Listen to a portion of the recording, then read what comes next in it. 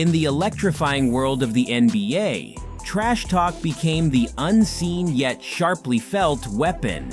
And here are some of the jaw-dropping NBA trash talk. The torture chamber. Larry Bird, also known as Larry Legend, engaged in trash talking at an elite level, likely sufficient to warrant his own compilation of such instances. Per his teammate Danny Ainge, Bird would vocally demand the ball while declaring his intent to embarrass his opponents.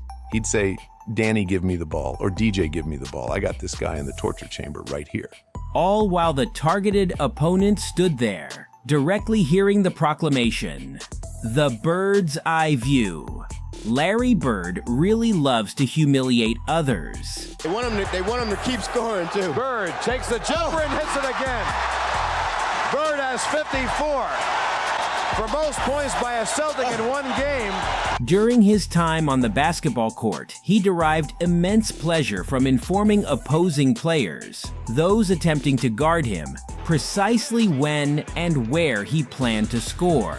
Thus, when he said to Xavier McDaniel the exact location on the court where he intended to shoot, McDaniel might as well have taken a seat and allowed Bird to execute his intended action unhindered. A cancer patient. Oh no! That must have been the reaction of the Celtics' top brass upon hearing that Kevin Garnett reportedly referred to Jose Calderon, who is afflicted with alopecia areata, as a cancer patient.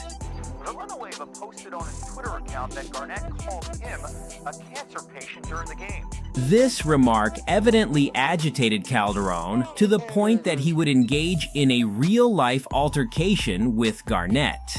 Demonstrating his usual tact, Garnett issued a statement asserting that Calderon had misinterpreted his comment, insisting that what he actually said was, "You are cancerous to your team in our league." Astonishingly, this might be perceived as even more terrible than the initial statement. A happy Mother's Day greeting. Kevin Garnett and Tim Duncan have always maintained a beefy relationship. While some might suggest the two seasoned players despise each other, even hate seems too mild a term. A noticeable hatred exists between them, tainting the atmosphere surrounding them. Garnett has smacked Duncan on the head, murmured bizarre things into his ear, and in 1999, he is alleged to have said, "Happy Mother's Day, to Duncan, whose mother passed away from breast cancer just a day before he turned 14. Happy Mother's Day to you mothers, all right, and future mothers. I told you, deadbeat ass dads. A larger scale yikes is warranted here. Even if this account exists purely as a rumor, its persistence in conversations elevates it beyond mere trash talk, venturing into genuinely hurtful territory. I wanted to say, Timmy, thank you, man. Congratulations to you and Cole. Seriously, there was nothing epic of when we battled. I look forward to all the battles, seriously.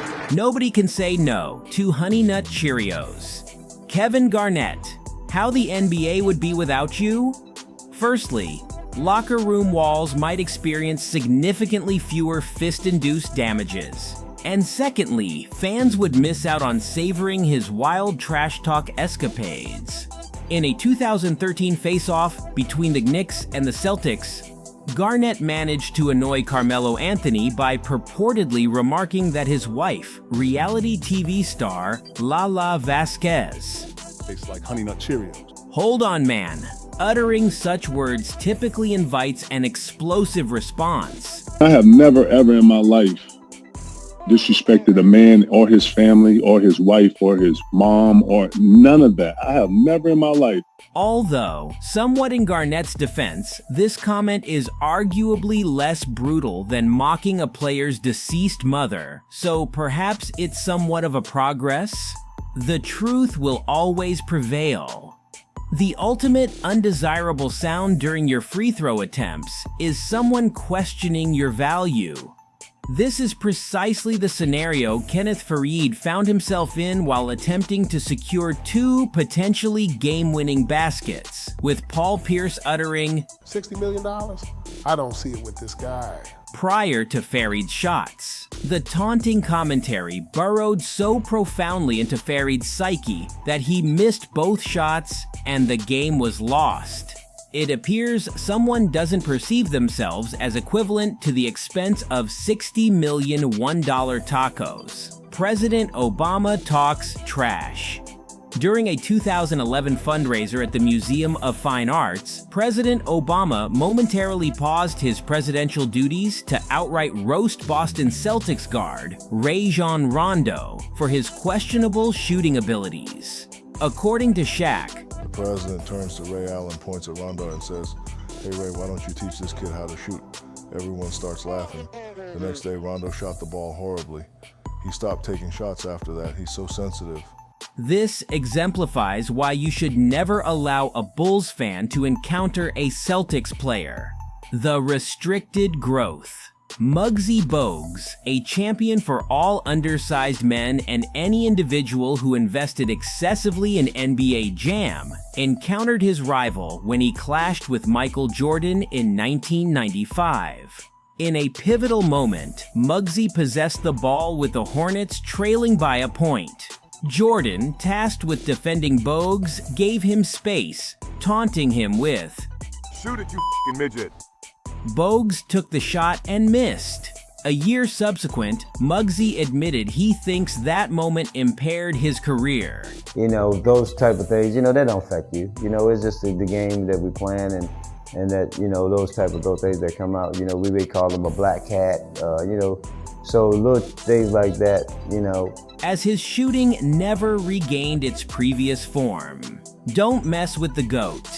It's likely wise to never talk on Michael Jordan, regardless of who you are. It's particularly inadvisable to insult MJ if you're a lesser-known player from the Vancouver Grizzlies. Derek Martin chose to ignore this wisdom, and during the 4th quarter of a game where the Grizzlies were leading, he passed by the Bulls bench, telling Jordan, "I told you we were going to beat you tonight." Jordan rose from the bench, entered the game, briefly confronted Martin, "Little man, I told you not to trash talk me," and racked up 19 points in the final 6 minutes, clinching a victory for Chicago. Is that big enough? During a matchup with the Utah Jazz, Michael Jordan executed a dunk over the 6'1" guard John Stockton. Pippen with a hippity-hop move. Grip on him, load of Jordan all alone, slammed up with 16 fouls. Stockton gambled for the pass and missed a moment ago, and Jordan just slammed it home. Leading Larry Miller, the Jazz's owner, to shout, "Pick on someone your own size." Then, in the subsequent play, MJ slammed a dunk over Mel Turpin, the Jazz's 7-on-1 center. Pippen down to Jordan. Look out, running. Oh my goodness. You talk about a hammer. He was looking down at the basket on that dunk. Then turned to Miller, inquiring along the lines of, "Is that big enough?" The stories of NBA trash talk are as diverse as they are legendary, with each era birthing its unique maestros of the verbal spar. Thanks for watching.